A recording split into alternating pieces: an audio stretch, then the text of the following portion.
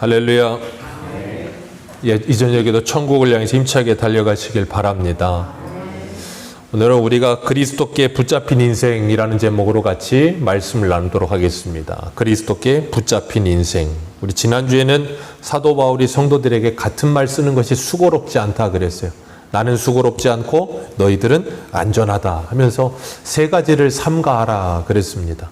개들을 삼가하고, 그리고 오늘 지난주에 봤던 행악하는 자들을 삼가하고 몸을 상해하는 일을 행하는 사람들을 삼가하라 그랬어요. 개들을 삼가하고 그 유대주의자들, 그래서 몸만 있으면 물어뜯으려고 하는 그 개들을 삼가하고 행악하는 자들, 하나님께 열심은 있으나 지식을 따르지 않는 열심으로 하나님의 의를 모르고 자기의 의를 세우려고, 그래서 자신의 공로를 자랑하려고 하는 그들, 그리고 몸을 상해하며 그 육체의 할례마저도 자랑으로 생각하는 그들을 삼가하고, 너희들은 성령 안에서 봉사하고 예수 그리스도로 자랑하라. 그게 바로 뭐라고요? 진정한 할례파다 그랬어요. 성령으로 봉사함, 예수 그리스도를 자랑함. 그 예수 그리스도를 자랑할 때 우리에게 신뢰할 것이, 우리의 육체에 신뢰할 것이, 그리고 육체에 자랑할 것이 없음을 우리는 더 분명하고 뚜렷하게 알게 될 줄로 믿습니다. 그래서 9절에 보면 사도 바울은 그 안에서 발견되려 함이니 그랬습니다. 그 안에서 발견되려 함이니, 내가 가진 의는 율법에서 난 것이 아니오 오직 그리스도를 믿음으로 말미암은 것이니 믿음으로 하나님께서 난 의라 그랬습니다. 그 안에서 발견되려 함이니, 그가 누구겠어요? 예수 그리스도죠. 예수 그리스도 안에서 내가 발견되려 함이라 그랬습니다. 우리가 이 사도 바울이 쓴 서신들을 살펴보면, 하나하나 살펴볼 때마다 사도 바울이 가장 많이 강조하고 반복했던 단어가 있었다 그랬어요. 그게 뭐라 그랬어요? 예수 그리스도 안에서. 엔 크리스토스라 그래서 예수 그리스도 안에서라는 말을 사도 바울은 입버릇처럼 계속해서 합니다. 그 이유는 딱 하나예요. 우리의 인생은 예수 그리스도를 벗어나서는 아무것도 해석될 일이 없기 때문에 그래요.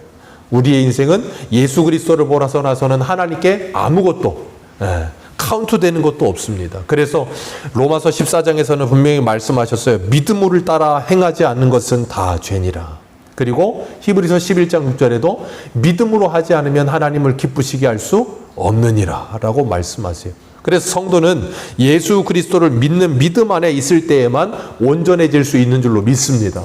그리고 하나님의 말씀을 따라 순종하는 삶 또한 예수 그리스도 안에 있을 때에만 순종할 수 있어요. 우리가 이 말씀 따라 산다는 것, 우리의 인간적인 생각으로 불가능합니다. 왜냐하면 우리 인간적인 생각으로 한계를 정해놓고 우리가 여기까지 지킬 수 있다라고 생각하는 것들이 있겠지만, 하나님은 우리들에게 항상 뭘 요구하시냐면 완전을 요구하세요. 완전과 온전을 요구하시기 때문에 우리는 그 하나님의 기준에 다다를 수가 없어요. 그래서 우리가 이 말씀을 따라 산다는 것, 우리의 힘으로 불가능해요. 그렇기 때문에 우리가 할 수 없기 때문에 우리는 안 하는 게 아니라 어떻게 한다 그랬어요? 예수 그리스도 안으로 간다 그랬어요. 나는 할 수 없지만 하나님께서는 하실 수 있는 줄로 믿습니다. 나는 불가능하지만 예수 그리스도는 가능한 줄 믿습니다.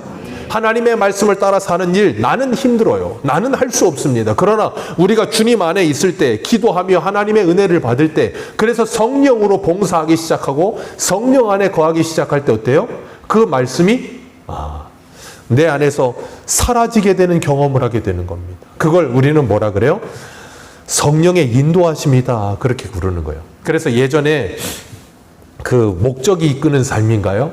별로 좋아하지는 않지만 리고렌 목사님이 쓴 그 책을 저도 읽었던 적이 있었는데, 거기 보면 뭐 성령의 파도를 타라 뭐 그런 표현과, 그리고 성령의 바람을 타라 뭐 그런 표현들이 나왔어요. 그게 왜 그러냐면, 우리나라라면 그런 표현 잘 안 쓸 텐데 미국이다 보니까, 미국은 서핑 많이 하잖아요. 서핑하면 파도를 타면 배가 이렇게 잘, 서핑보드가 잘 가잖아요. 그렇기 때문에 자기 힘으로 그거 끌어가려면 힘든데 파도 치는 거 잘 타기만 하면 그냥 알아서 갑니다. 새도 마찬가지예요. 날아갈 때 새가 계속 날개짓 안 합니다. 날개짓해서 어느 정도 날아가고 나면 이제는 뭐예요? 날개 펴고 그 바람 타고 가요. 그런 것처럼 우리가 성령의 충만함을 받게 되면 어떻게 돼요? 내 힘이 아닌 성령의 인도하심과 성령의 힘으로 뭐예요? 내 삶이 사라지는 경험을 하게 돼요. 그게 뭐예요? 하나님의 은혜에 충만하다 그러는 거예요. 그래서 은혜 충만할 때는 내가 이 하나님의 말씀대로 살려고 애쓰고 노력하지 않아도 은혜가 충만할 땐 사라진다니까요. 그래서 너무 기쁘고 신나죠. 근데 그 시간이 오래 가지는 않아요. 오래 가지는 않아요. 그래서 우리가 뭐예요? 날마다 그런 하나님의 은혜를 사모하는 마음으로 주님 앞에 엎드려 기도하고 주님을 의지하려고 애쓰고, 그리고 내가 하나님의 은혜가 충만하지 않고 그리고 그 성령에 충만하지 않다 할지라도 이 하나님의 말씀이 진리의 말씀이라는 걸 알기 때문에 뭐예요? 그 말씀대로 살고자 내 몸을 쳐서 복종케 하는 훈련을 하죠. 그 훈련을 계속해서 해나가는 것이 신앙생활이에요. 오늘 본문에 보면 10절 말씀에 사도 바울이 이렇게 말합니다. 내가 그리스도와 그 부활의 권능과 그 고난에 참여함을 알고자 하여 그의 죽으심을 본받아 라고 표현합니다. 이 10절 안에 참 기독교의 진수가 다 들어있어요. 그리스도의 부활, 그리고 고난, 죽으심, 이 모든 게 한 절에 다 들어가 있습니다. 기독교는 부활의 종교입니다. 기독교는 부활의 종교입니다. 그렇기 때문에 우리가 부활이 없다면 우리의 신앙은 아무것도 아닌 거예요. 사도 바울이 고린도전서 15장에 보면 고린도 교회 사람들 중에 부활이 없다고 말하는 사람들도 있었어요. 예. 오늘날도 사람들한테 부활을 전하면 부활 안 믿는 사람 많습니다. 예수를 전하지 않는다 할지라도 부활이 있습니다라고 말을 하면 믿는 사람도 있을 거예요. 개 중에는. 왜냐하면 해외 토픽 같은 데 보면 죽었다 살아나는 사람도 가끔 있거든요. 그리고 예수를 믿지 않는다 할지라도 내세를 믿는 사람들도 있거든요. 그러니까 부활에 대한 개념이 있을 수도 있어요. 그러나 성경에서 말하는, 그리고 사도 바울이 여기서 말하는 그 부활의 권능과는 차원이 다른 부활이에요. 분명히 사도 바울은 부활이 없다면 우리의 전하는 것도 헛것이고 너희들의 믿음도 헛것이며 우리의 죄도 여전하다라고 말을 하고 있어요. 왜냐하면 예수님이 십자가에 죽으시고 부활하심으로 사망 권세를 이기셔야 우리의 죄의 문제가 해결되기 때문에 그런 거예요. 그렇기 때문에 우리가 부활이 없다면 우리는 세상 사람들 중에 가장 불쌍한 사람이라 그렇게 바울은 이야기해요. 히브리서 2장 한 군데만 보겠습니다. 히브리서 2장 14절. 오늘 본문 조금만 뒤로 가셔서 히브리서 2장 14절 한 군데만 보겠습니다.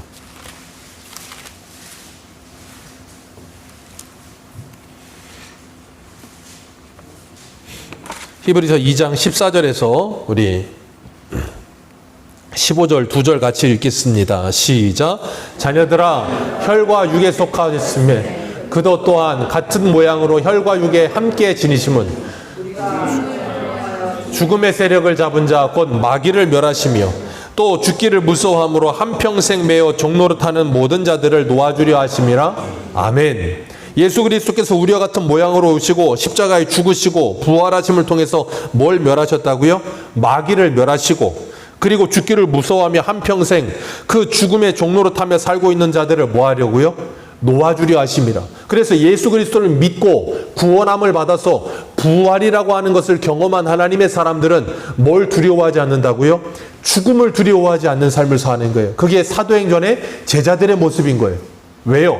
예수 그리스도와 함께 이미 한 번 죽고 부활했거든요. 기억하십시오.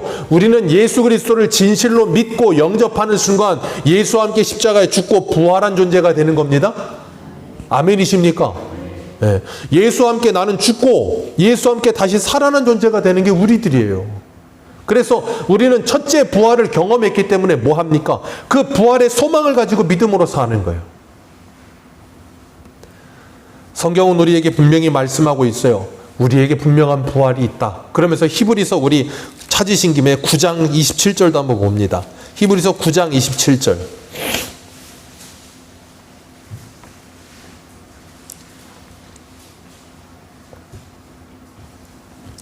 9장 27절 같이 읽습니다. 시작. 한 번 죽는 것은 사람에게 정해진 것이요 그 후에는 심판이 있으리니. 아멘. 한 번 죽는 것은 사람에게 정해져 있습니다. 누구든 다 한 번 죽습니다. 그런데 그 후에는 뭐가 있다고요? 심판이 있느니라. 그래서 우리가 예배 드리기 전에 예배 시작하면서 사도신경 할 때 뭐라 그랬어요? 저리로서 산자와 죽은 자를 심판하러 오시리라. 예수 그리스도께서 다시 오실 때는 심판의 주님으로 오시는 줄 믿습니다. 그런데 누구와 누구를 심판한다고요? 산자와 죽은 자를 심판해요. 산자와 죽은 자가 누구예요? 예수 그리스도를 믿는 자와 믿지 않는 자예요. 그래서 요한복음에 보면 요한복음 5장 29절 선한 일을 행한 자는 생명의 부활로 악한 일을 행한 사람은 심판의 부활로 나오리라 그랬습니다. 악을 행한 사람은 심판의 부활로 나온 자이지만 그들은 부활했지만 어떤 자라고요? 죽은 자입니다. 왜요? 하나님의 생명이 없잖아요. 기억하세요. 생명이신 하나님과 함께하지 않는 것이 죽음이에요. 성경에서 말하는 죽음. 그래서 그들은 부활하여서 하나님이 없는 지옥에서 영원히 살아요. 영생합니다. 그런데 그건 영원한 죽음이라고요. 그래서 전도서에도 보면 참 재밌는 표현이 나옵니다. 그 손흥민 선수 아버지 손정우 씨가 했던 표현이기도 한데, 산 개가 죽은 사자보다 낫다. 손정우 씨가 인터뷰를 하면서 아들을 하면서 얘기했다 그러더라고요. 믿음이 참 좋은 사람 같더라고요. 산 개가 죽은 사자보다 낫다. 우리가 이 땅을 살아가면서 세상 사람들 앞에 개 같은 취급을 받는다 할지라도 죽은 사자보다 낫다는 거예요. 세상 가운데서 사자와 같이 위양찬란하고 멋있어 보이고 위대해 보여도 그들은 예수가 없으면 뭐한 존재라고요? 죽은 사자에 불과한 거예요. 생명이 없는 존재라고요. 그러나 우리는 생명을 가진 존재로 살고 있다고. 그래서 세상 사는 거는 우리는 질적으로 다른 사람들이 되는 거예요. 그렇기 때문에 이 땅을 살면서 우리는 10절에 말씀하시는 것처럼 부활의 권능을 가지고 살게 될 줄로 믿습니다. 부활의 권능, 다른 말로 부활의 힘, 뭡니까? 사망을 이기는 힘이에요. 죽음을 이기는 힘인 줄 믿으시길 바랍니다. 죄를 이기는 힘인 줄 믿으시길 바랍니다. 이 세상의 사람들은 힘에 대해서 이야기할 때 제일 첫 번째 하는 말이 뭐냐면 아는 게 힘이라 그래요. 그래서 추구라고 뭐하라 그래요? 공부해라 그래요. 왜요? 아는 게 힘이니까. 많이 알아야 성공한다. 많이 알아야 돈도 많이 벌고 그러니까 공부해라 그런다고요. 그리고 어떤 사람들은 공부가 힘이 아니고 돈이 힘이다 그러는 사람도 있어요. 그래서 뭐예요? 추구라고 돈을 버는 사람들이 있어요. 정말로 자기 몸도 안 아끼고 추구라고 돈 버는 사람들이 있습니다. 그런데 정말로 죽어라고 돈 벌면서 돈 많이 버는 사람들이 있어요. 참 대단한 사람들이 있어요. 잠도 제대로 못 자고 잠도 줄여가면서 돈 버는 사람이 있습니다. 그리고 어떤 사람들은 권력의 힘이라고 생각해서 죽어라고 권력을 붙들고 살아요. 그러면서 어떻게든 한 자리 차지하면 어때요? 그거 굉장히 좋아합니다. 그런 사람들이 있어요. 정치인들도 그렇긴 하지만. 그리고 어떤 사람들은 종교가 힘이라고 생각하는 사람들이 있어요. 우리 지난주에 봤던 2절에 사도 바울이 삼가라고 했던 그 행악자들, 그리고 이 몸을 상해하는 자들, 그리고 개들, 그들은 그 종교가 힘이라고 생각해요. 오늘날도 그런 사람들이 있어요. 그러다 보니까 종교 자체를 힘이라고 생각하는 사람들이 있습니다. 기억하십시오. 우리는 종교를 믿지 않습니다. 기독교는 종교가 아닙니다. 기억하세요. 기독교는 종교가 아니에요. 생명이에요. 기독교를 종교화하는 사람들이 누구예요? 바리새인들이에요. 그러니까 그 사람들은 뭐합니까? 자기 종교 교주들 조금 못 가 하면 어때요? 그냥 구름대같이 몰려와가지고 방송국을 뒤집어 싸가지고 항의하고 난리치고 그러잖아요. 전에 나는 신이단가 그거 있잖아요. 넷플릭스에 나왔던 거. 넷플릭스에 고소하고 고발하고 난리도 아니에요. 그거 상영 금지시켜달라고 난리칩니다. 왜 그래요? 자기들의 교주, 그 종교가 힘이니까. 그런데 기억하십시오. 성도는 하나님이 우리의 힘이며 부활이 우리의 힘이 되는 줄 믿습니다. 하나님만이 나의 힘이에요. 그리고 부활이 나의 힘입니다. 그래서 내가 예수 그리스도와 십자가 함께 죽고 예수 그리스도와 함께 십자가에서 살아났다는 것이 내게 뭐가 돼요? 힘이 되는 거예요. 그리고 그 주님 다시 오실 때 내가 영원한 부활에 참여하는 자가 된다는 것을 믿고 소망하면서 이 땅에서 힘을 가지고 살아요. 무슨 힘? 그 부활의 소망의 힘. 그래서 사도 바울이 로마서 8장에 보면 그랬어요. 우리는 소망 가운데 구원함을 받는다 그랬습니다. 혹시 희교야, 저 뒤에가 난방으로 돼 있니? 아니에요? 근데 굉장히 더워하시고 부채질 하시는 분들도 많으셔서 조금 더 온도를 낮춰주세요. 더워하시는 분들이 많은 것 같아요. 기억하세요. 성도는 하나님이 우리의 힘이며 부활이 우리의 힘 되는 줄 믿습니다. 예수님이 요한복음 11장에 마르다에게 말씀하셨어요. 나는 부활이요 생명이니 나를 믿는 자는 죽어도 살겠고 살아서 나를 믿는 자는 영원히 죽지 아니하리라. 거기 보면 나는 부활이요 생명이니 할 때 예수님이 그 부활을 제가 부활절날 말씀드렸죠. 어떻게 말한다 그랬어요? 지금 부활이고 지금 생명이라고 말한다고. 마르다는 뭐라 그랬습니까? 네가 부활을 믿느냐? 네, 믿습니다. 세상 끝날에 사람들이 부활할 걸 믿습니다라고 말한다 그랬어요. 그런 부활 말고 그 예수가 부활의 권능이라는 건 지금 나에게 그 부활이 그 예수가 효력이 있느냐 하는 거예요. 기억하세요. 예수 그리스도는 하나님은 여러분에게 정말 힘이십니까? 지금 여러분이 낙심되고 어렵고 힘든 상황에서도 그 하나님을 생각하면 여러분이 소망이 생기고 그 하나님을 생각하면 힘이 나십니까? 그리고 그 부활이 있다는 걸 믿으면 여러분이 그 부활의 권능으로 여러분의 어려움을 떨쳐내고 일어날 힘이 생기십니까? 그걸 떨쳐내고 일어날 힘이 생겨야 그 부활이 효력이 있는 것 아닙니까? 그 주님이 나에게 효력이 있는 거 아닙니까? 그래야 내가 확신을 가질 것 아닙니까? 그런 믿음을 가질 때 우리가 세상을 이길 수 있는 믿음이라는 거예요. 그런 확신과 담대함과 효력을 경험하지 못하면 우리의 믿음은 확신과 담대함이 생기지 않으니까 어떻게 해요? 세상 앞에 질 수밖에 없어요. 그래서 주님은 우리들에게 날마다 이 말씀을 통해서 하나님의 말씀을 경험케 하시는 거예요. 경험해야 그것이 우리에게 힘이 됩니다. 확신이 생겨요. 정말 예수의 부활이 나의 부활이 됨을 경험해야 확신이 생겨요. 그러면 어떻게 되는 줄 아세요? 죽는 것도 두려워하지 않는다니까요. 그런데 그러지 않으면 죽는 걸 두려워해요. 그러니까 어때요? 가정에서 죽을 수가 없는 거예요. 왜? 부활을 믿지 못하니까. 내가 자존심 상하면 다 끝난다고 생각하니까. 사도 바울은 고린도전서 15장에 뭐라 그랬습니까? 내가 에베소에서 그 맹수들과 더불어 사람의 방법대로 싸우지 않았다 그랬어요. 그러면서 뭐라 그래요? 나는 날마다 죽노라. 왜 죽어요? 내가 부활이 있음을 믿기 때문에 날마다 죽노라라고 말할 수 있는 거예요. 정말로 부활의 효력이 내게 경험되니까 날마다 죽어요. 그런데 날마다 죽으면서도 죽지 않아요. 왜? 다시 살아나니까. 내 자존심이 꺾이고 내 고집이 꺾이고 내 기분이 꺾이는데 죽지 않아요. 왜? 예수 안에 다시 살아날 수 있다니까요. 그게 부활의 효력이에요. 오늘날 지금 나의 부활의 효력. 그렇기 때문에 나를 자존심 상하게 하고 나를 기분 나쁘게 하고 나를 화나게 하는 그 사람 계속 미워하지 않을 수 있어요. 왜? 내가 예수 안에서 다시 부활하니까.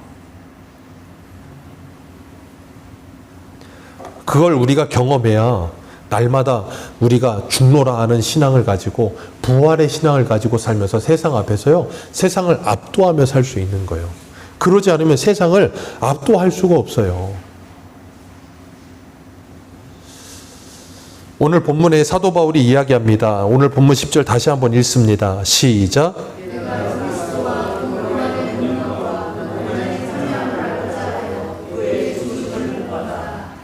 예.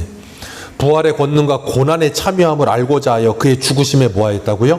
본받았다. 뭘 위해서? 그 부활의 권능과 고난에 참여함으로 그 부활을 내가 경험하기 위해서 그 고난에 주님의 죽으심에 참여했대요. 저와 여러분들도 주님의 죽으심에 참여하게 되시기를 주님의 이름으로 축복합니다. 우리 한 군데만 읽습니다. 조금만 뒤로 가셔서 베드로전서 2장을 한번 보세요. 베드로전서 2장 18절입니다. 베드로전서 2장 18절.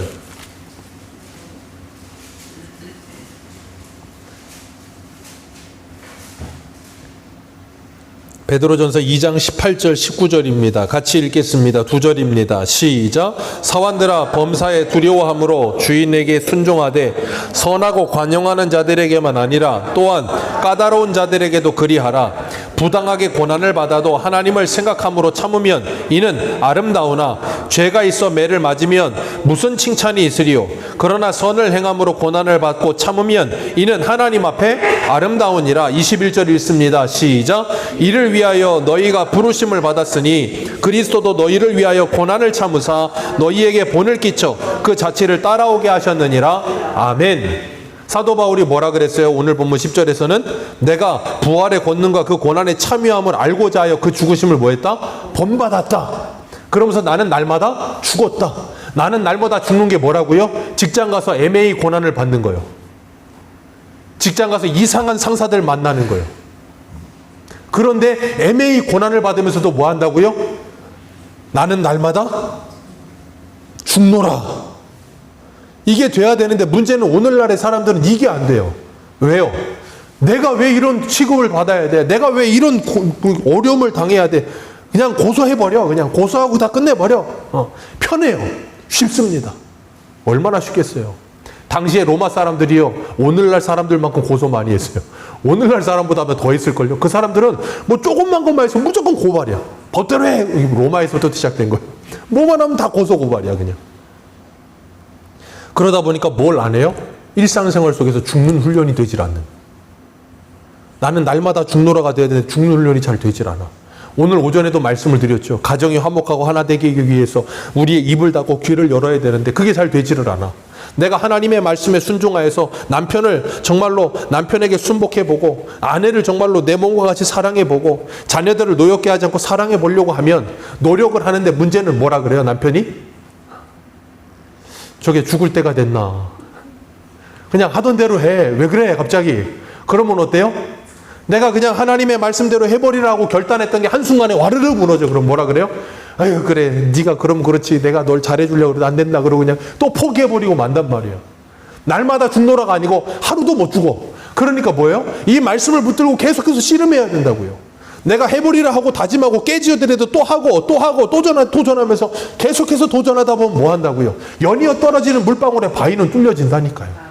안 뚫려질 것 같으시죠? 생각해 보세요. 물방울이 떨어지는데 어떻게 바위가 뚫립니까? 제주도 가보십시오.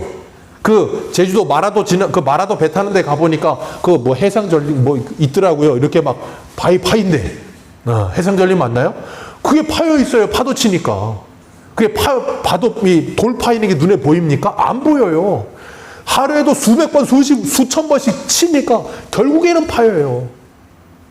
그런 것처럼 우리가 하나님의 말씀에 훈련하면서 내가 날마다 죽노라 하며 내 가정 안에서 그 모진 고난과 어려움을 겪어내고 내 직장 안에서 모진 고난과 어려움을 겪어내고 이 교회에서 아무튼 그걸 겪어내고 감내하면서 그리스도의 남은 고난을 내 육체에 채워가면서 그걸 경험하면서 날마다 그리스도의 부활의 권능과 그 고난을 내가 경험하고 싶어서 내가 참아내리라 하고 견디어내며 살아갈 때 하나님은 우리에게 뭘 경험케 하신다고요? 부활의 권능을 경험케 하신다고요. 그렇게 경험하게 될 때 그것이 우리에게 뭐가 될까요? 확신으로 찾아오는 거예요. 그래서 오늘 본문 다시 돌아와 보세요. 본문 11절 같이 한번 읽겠습니다. 본문 11절입니다. 시작.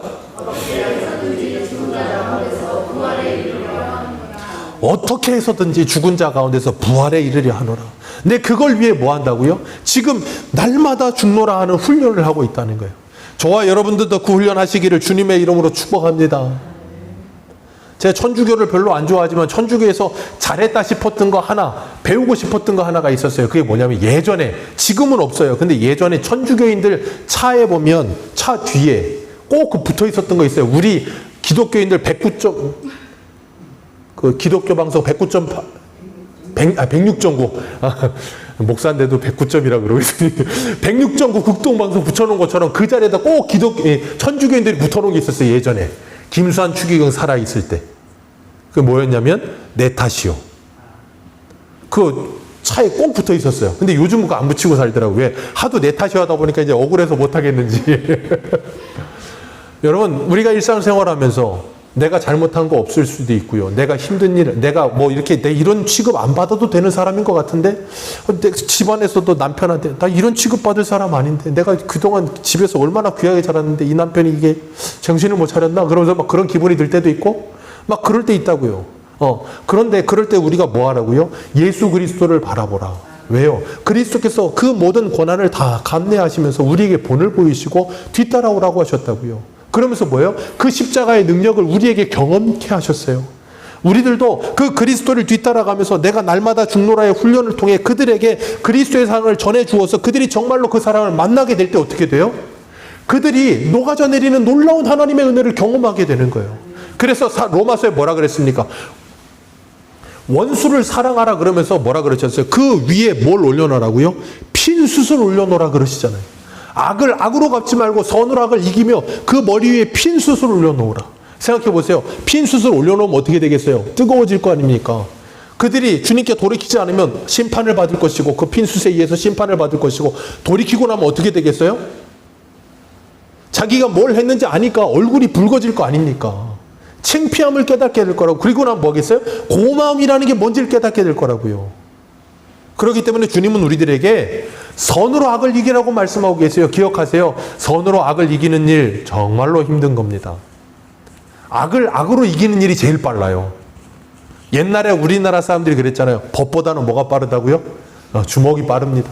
한번 치는 게 시원하고 좋아요. 그런데 선으로 악을 이기려면 여기 고구마 한 100만 개 먹은 것처럼 꽉 막혀 있어. 답답해. 이거 그냥 견뎌내는데 사이다 한번 먹었으면 좋겠는데 못 먹겠고, 말씀이니까 참고 기도는 하는데 막 화는 나고 막 이게 기도도 잘 안 될 때도 있고 막. 그럴 때 뭐 하라고요? 어디 갔어? 예수를 바라보라고요. 그래서 우리는 날마다 예수 그리스도를 묵상해야 되는 거예요. 그러면서 그 주님이 부활하셨다. 우리도 부활하여 승리할 것이다. 그걸 믿는 믿음을 가지고 승리하는 거예요. 그래서 사도 바울은 오늘 12절에 뭐라 그랬습니까? 내가 이미 얻었다함도 아니요 온전히 이루었다함도 아니라 내가 예수 그리스도께 잡힌 바 된 그것을 잡으려고 뭐하노라? 달려가노라. 그 잡힌 바 된 그것을 잡으려고 달려가노라. 이게 무슨 말이냐면, 쉽게 표현하자면 사도 바울이 기독교인들 잡겠다고 저 담메색으로 올라가다가 가는 도중에 길에서 누구를 만났어요? 부활의 주님을 만났어요. 큰 비 가운데 예수 그리스도를 만나고 난 후에 그가 어떻게 됐습니까?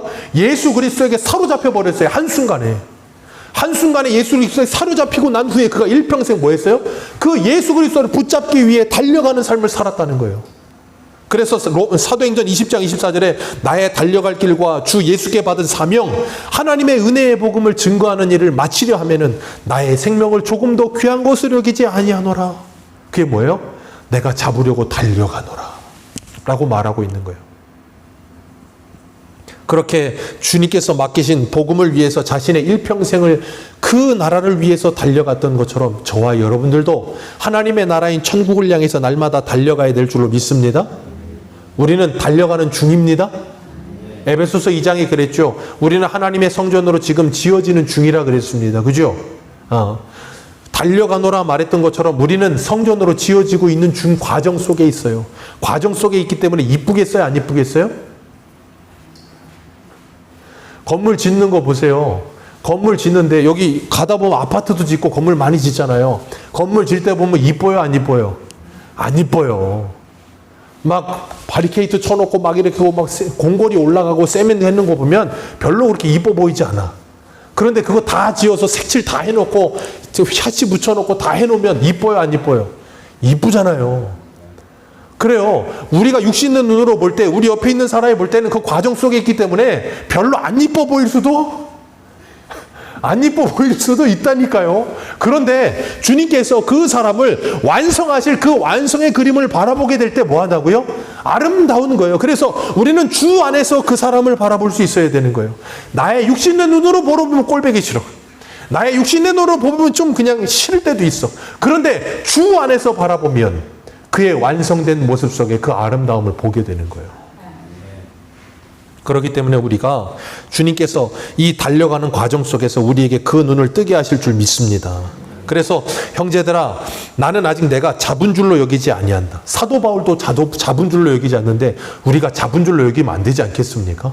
그러면서 뭐라 그랬어요? 오직 한 일, 즉 뒤에 있는 일은 잊어버리고 앞에 있는 것을 잡으려고 표대를 향해서 그리스도 예수 안에서 하나님이 위에서 부르신 상을 위해 달려가노라.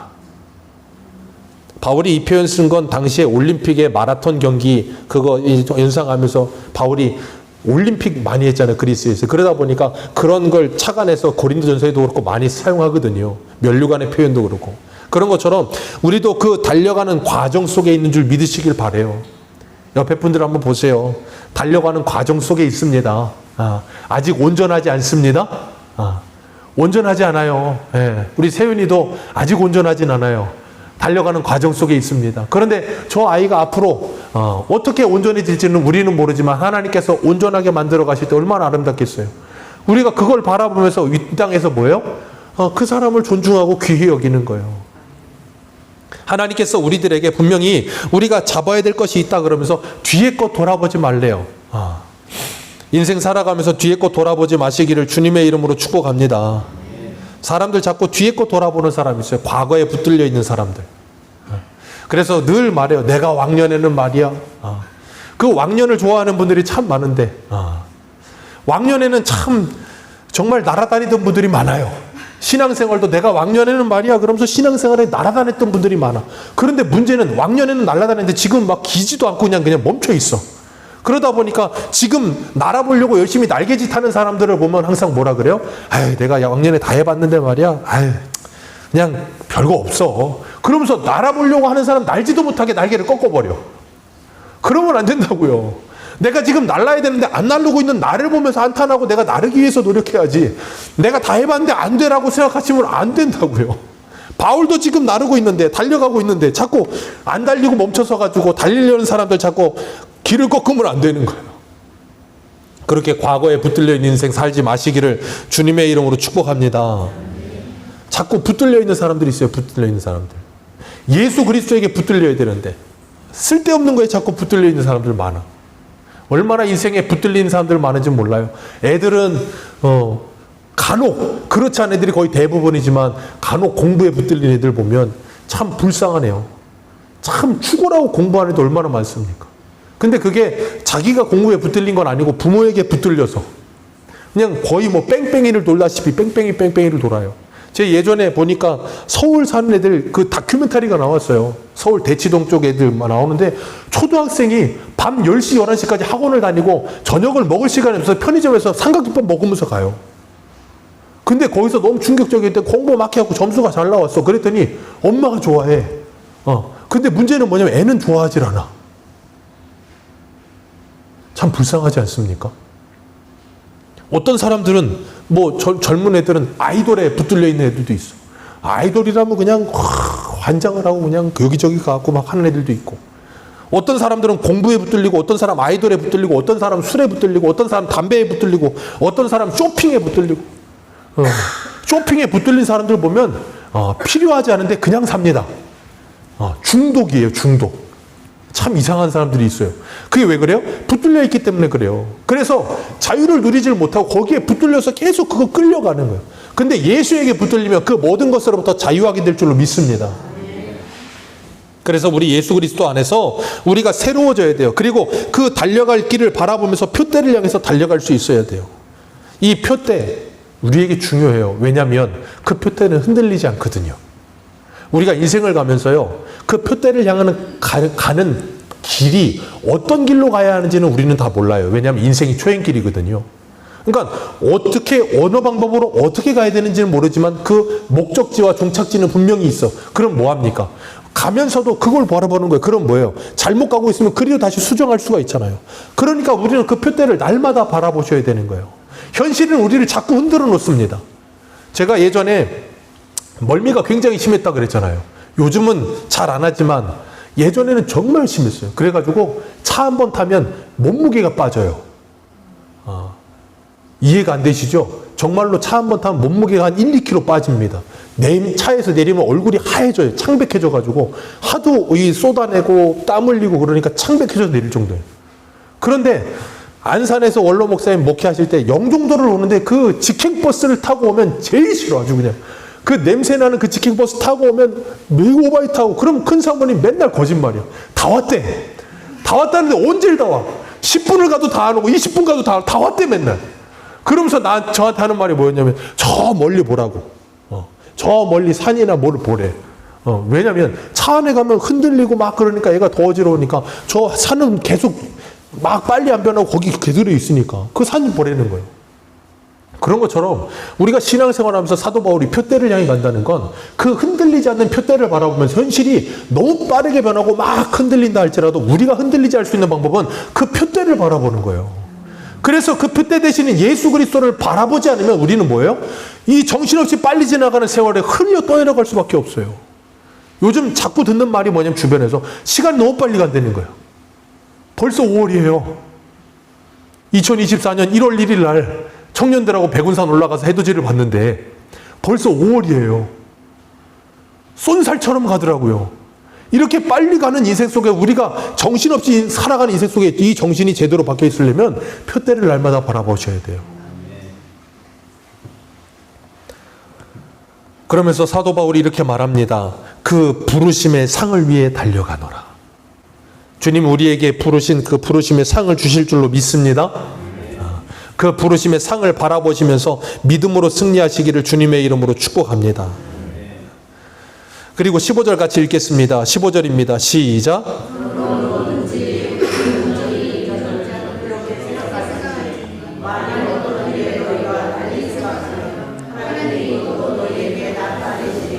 아멘.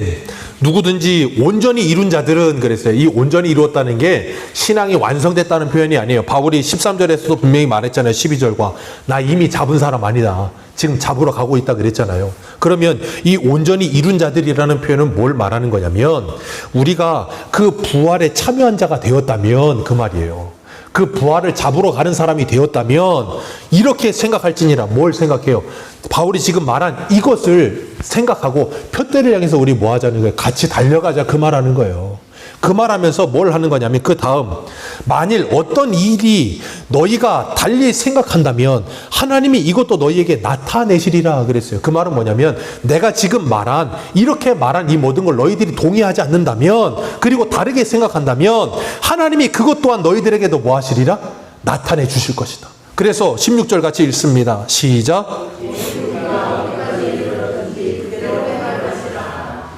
이 말씀을 한 문장으로 바꾸자면 눈높이 교육이에요.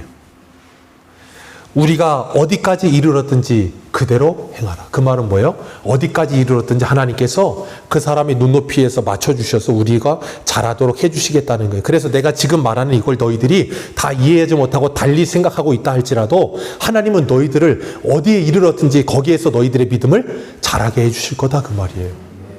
기억하세요. 이 12제자들도 성령 받고 난 후에 모든 걸 완벽하게 다 통달한 사람들 아니었어요. 여전히 율법에서 벗어지지 않는 부분들도 있었고요. 여전히 옛사람의 모습에서 벗어지지 않는 부분도 있었어요. 근데 하나님은요, 그런 그들에게 찾아오셔서 어디까지 이르렀든지 그대로 행하며 그들이 자라갈 때까지 기다리세요. 그러면서 가르치시고 자라게 하시고 가르치시고 자라게 하세요. 그렇기 때문에요, 우리가 믿음 생활하면서요, 신앙의 수준이 다 다를 수 있어요. 분명히 믿음의 수준도 믿음의 수준이 다를 수 있어요. 내가 아는 게 더 있을 수도 있고 모르는 게 더 있을 수도 있어요. 분명히 고린도전서에도 그렇고 로마서에도 그렇고 음식 문제 그리고 고기 먹는 문제 가지고 이거는 먹어야 돼 먹어야지 않는 그런 일이 일어났잖아요. 그런데 중요한 건 뭐냐면 내가 뭔가를 조금 알고 있다고 해서 모르는 사람을 이걸 어떻게든지 내가 가르쳐서 설득해서 그 사람이 이것을 깨우쳐내리라 하는 마음을 가지고 계속해서 그 사람에게 강압하지 마시고 기다려주세요. 말을 해도 통하지 않을 때 그런 사람 있어요. 정말 있다니까요. 내가 알고 있는 거 저 사람이 이해를 못하면 답답해서 견디지 못하는 사람들이 있어요. 그러니까 어떻게든지 이해를 시켜내려고 하다가 나중에는 뭐라 그래요? 에휴, 됐다. 너는 아무리 말해도 말 안 되는 화를 내. 안 하면 될 걸 자기가 억지로 그 사람을 바꿔보겠다고 힘을 내다가 안 되면 화를 내면서 포기를 한단 말이에요. 그러지 마시고, 네가 지금 이해가 안 되는 이유는 시간이 좀 필요하구나. 그리고 기다려주고 뭐예요? 기도해줘야 되는 거예요. 하나님 분명히 어디까지 이르렀던 그 사람을 거기에서 또 가르치시고 또 가르치시고 나중에는 깨닫게 하실 거예요. 아멘이십니까? 그렇기 때문에 우리가 조금 부족하다고 할지라도 조금 연약하다고 할지라도 조금 실수가 있다 할지라도 그 사람들의 그 모습을 지켜봐 주시기를 축복합니다. 우리 청년들, 우리 어르신들이 볼 때는 좀 부족해 보일 수도 있고요. 좀 연약해 보일 수도 분명히 있을 거예요. 왜냐하면 아직 이제 20대예요. 20대이기 때문에 잘 모릅니다. 여러 가지 부족함도 있습니다. 그런데 이 청년들이 하는 모습들을 볼 때마다 어떠세요? 참 흐뭇하시고 좋으시죠? 네. 실수를 하는데도 불구하고 열심히 하려는 마음이 있으니까 어때요? 너무 아름답잖아요. 정말 하나님을 사랑하고 하나님을 사랑하는 마음으로 열심히 하려는 그 마음 자체가 아름다운 거예요. 제가 몇 번 설명드렸잖아요. 예전에 어떤 TV 광고에서 현실에는 있지 않은 그 광고로 만들어낸 아이가 엄마 도와주겠다고 설거지하는 그 말도 안 되는, 그러니까 아이가 설거지한다고 엄마 도와준다고 그러는데 퐁퐁을 해갖고 그냥 거품 막 이만 만들어 놓고 엄마는 뒤에서 흐뭇하게 웃으면서 잘했다고 칭찬해 주면서 이렇게 보내고 자기가 현실에는 절대 있지 않은 엄마. 그런데 광고에는 있는 그런 엄마, 신앙 안에서 그런 어른이 되어줄 수 있다면 얼마나 좋을까. 그 현실 속에 없는 그 엄마는, 광고 속에 있는 그 엄마는 그 아이의 한 액션을 보지 않고 그 아이의 뭘 봐요? 그 마음과 중심을 보잖아요. 하나님이 우리를 볼 때 그래요. 우리가 정말로 하나님을 사랑하고 하나님을 정말로 기뻐하는 마음으로 믿음으로 하잖아요. 그러면 하나님께서 하다가 시행착오가 있더라도 그걸 보면서 기뻐하세요. 우리들도 우리 옆에 연약한 이들이 보일 때 그들을 그런 주님의 눈으로 바라봐 줄 수 있는 은혜가 있으시기를 축복합니다. 그래서 정말 이 교회가 정말 예수 그리스도 부활에 참여하고자 하여 그리스도의 죽으심을 본받으며 내가 날마다 죽노라 하면서 정말 날마다 예수의 부활이 내 부활이 되어져 가는 놀라운 하나님의 은혜를 경험하며 그 부르심의 표대를 향해서 그 상을 바라보며 힘차게 달려가는 저와 여러분들 되시기를 축복합니다. 기도하겠습니다.